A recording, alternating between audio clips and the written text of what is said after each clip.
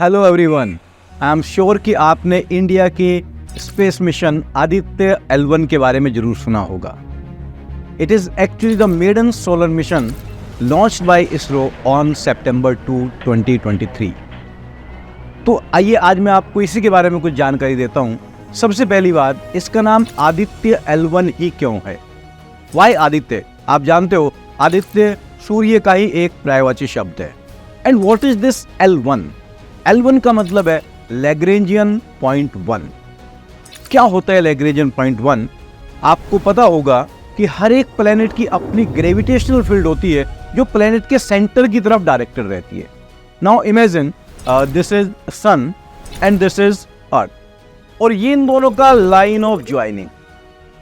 तो सन की gravitational field अपनी तरफ होगी, अर्थ की ग्रेविटेशनल फील्ड अपनी तरफ होगी, और इन दोनों की लाइन ऑफ ज्वाइनिंग पर यहां कहीं एक पॉइंट आएगा अर्थ की तरफ, एग्जैक्टली मिड में नहीं, अर्थ की तरफ आएगा जिसका मास कम है, जहां पर दोनों की ग्रेविटेशनल फील्ड सन और अर्थ की ग्रेविटेशनल फील्ड एक दूसरे को न्यूट्रलाइज कर देगी। तो वहां नेट ग्रेविटेशनल फील्ड क्या हो जाएगी? 0। That point is called L1, Lagrangian point 1। ये तो एक थ्योरेटिकल एस्पेक्ट हुआ। अगर आप एक्चुअल में देखें तो होगा क्या? Net gravitational field will not be zero anywhere because of the presence of other celestial objects like Moon, Mars and Venus.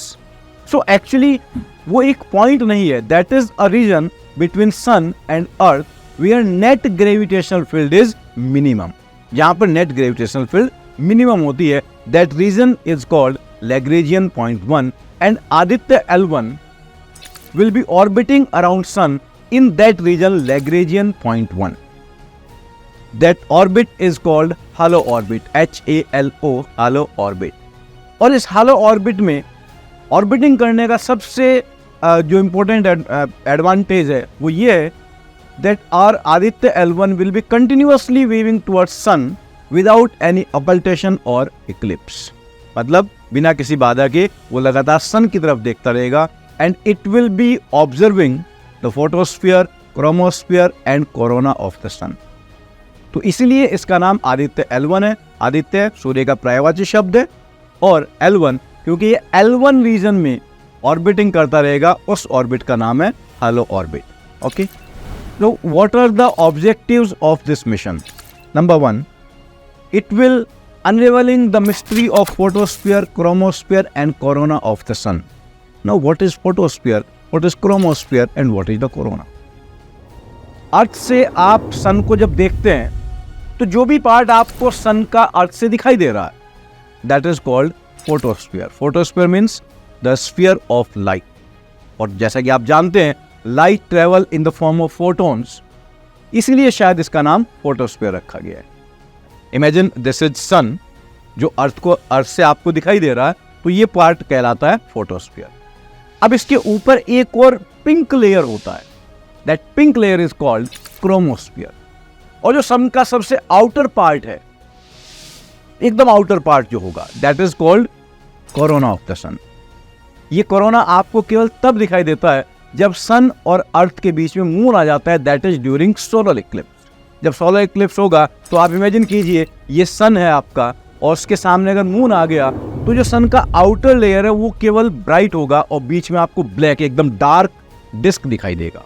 तो जो आउटर ब्राइट स्पेस है that will appear like a crown, that's why it is called corona.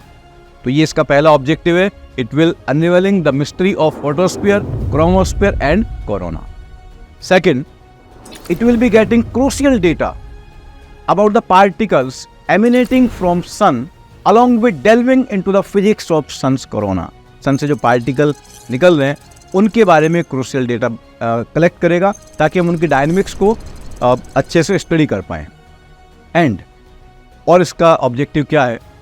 It will be identifying the physics of heating process of sun, temperature, density and velocity of plasma in the corona loop. जो sun का corona है, जो उसका outer layer है, उसके जो loops है उसमें पार्टिकल्स आयनाइज स्टेट में हो, प्लाज्मा स्टेट में, तो उन प्लाज्मा स्टेट की डेंसिटी कितनी है, टेम्परेचर और उसकी वेलोसिटी कितनी है कोरोना लूप्स की। And it will also be identifying the various eruptive events and magnetic field topology of sun.